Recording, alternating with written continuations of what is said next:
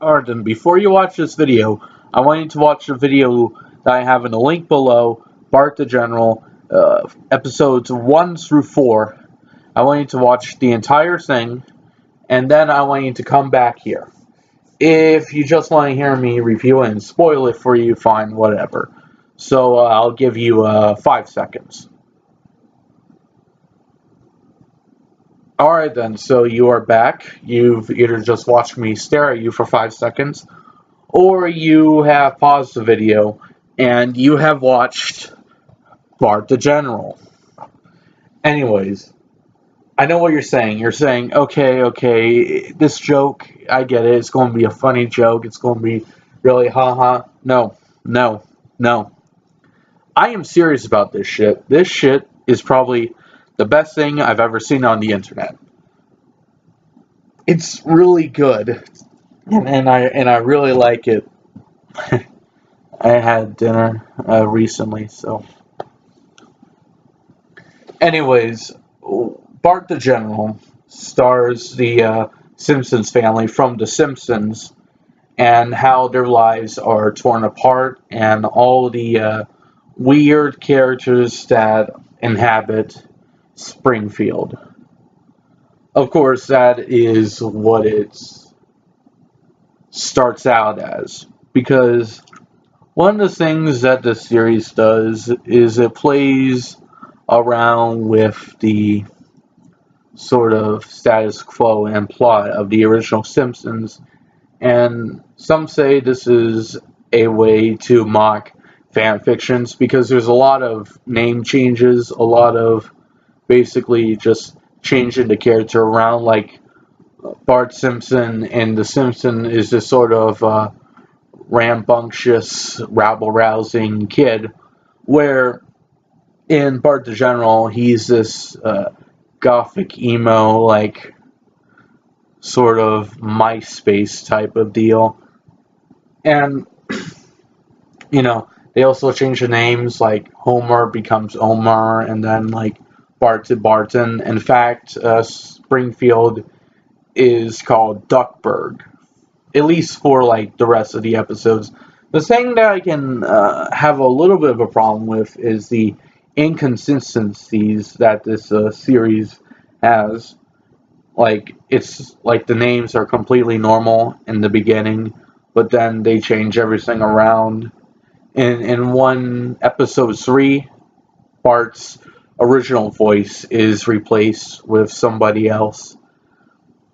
But, whatever. Anyways, there is a lot of stuff that happens in the story, and if you watched it, then you know what happens. If you haven't, then, well, it's very simple.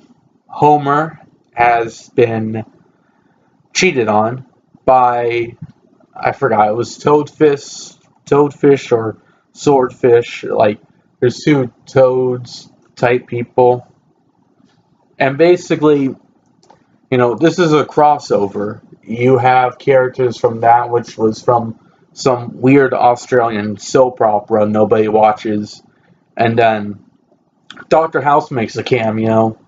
And apparently Dr. House was at the birth of Homer Simpson. However, that's possible. There's a kid down the well that I think might be Dennis the Menace, but I could be wrong. He sort of has, like, some features that look like that. Or at least, kind of looks like the kid from Zombies Ain't My Neighbors without the, 3D glasses.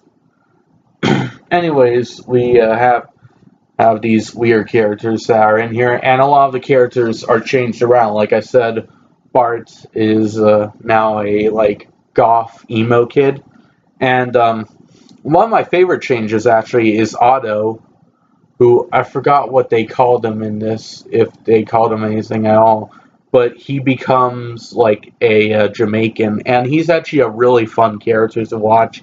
He's not on screen a lot, but he's pretty entertaining.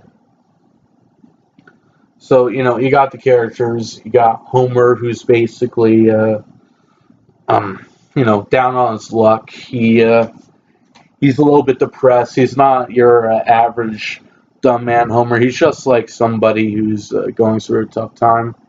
And, there's Ned, who really doesn't have like a well-organized character. And at one point, Homer is protected by this weird character. He's sort of like human, but he has this like weird pointy nose. He has a Mr. Scruffy T-shirt, and he's like trying to stick up for Homer. Like you can tell that this thing is sort of poking fun at a lot of fan fiction stereotypes, and he's introduced like in episodes 2 and 3. Anyways, Bart is of course different. Another aspect about Bart is he's kind of a douchebag. He just he's just trying to make his way through life, and he's not really focusing on anybody in the family. In fact, he profits off his mother's sort of suffering. And by the way, Marge is sort of, she wants something more out of life, I guess, in a way, and she screws Toadfish. I think that's the dude's name. And she ends up in this like terrible relationship. She's being used in like porno. She does a porno with R. Kelly, and Bart records it and like sells it to different people. And we actually meet a half cat, half Muslim group of terrorists, and they go in and they kill a woman while her and Marge were having like a porn. It's a weird fucking plot, and all of it's just amazing because it has this interesting story that it's not as difficult as Homer Simpson and not as graphic, although there is one point at the end of episode 3 that's kind of fucked up. But interestingly enough, it has a very interesting reference that if you can find it on the internet, it's an interesting read. But,